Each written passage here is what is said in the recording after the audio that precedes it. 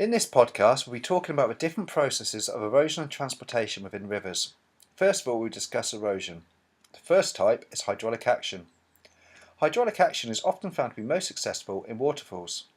When the water pounds onto the ground below, it begins to create a dip. This further develops into a plunge pool. The next type of erosion is abrasion or corrosion.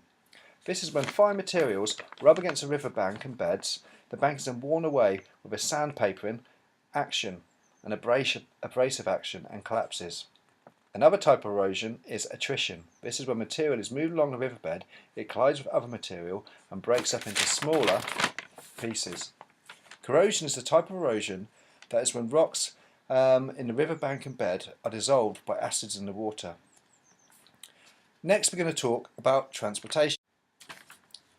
The first type of transportation is traction. This is when large rocks and boulders are rolled along the riverbed. This then leads on to saltation. This is when the rocks are broken down slightly and begin to bounce along the riverbed in a leapfrogging motion. Next, the finer material is carried in suspension. This is a material that often discolours the water, such as the orange rivers of the Amazon. Finally, the last process is solution. This is when the dissolved material is transported by the river and is dissolved like sugar in a cup of tea. Thank you for listening. We hope you learned enough about river erosion and transportation. This podcast was written by Evatt and Caitlyn Morton.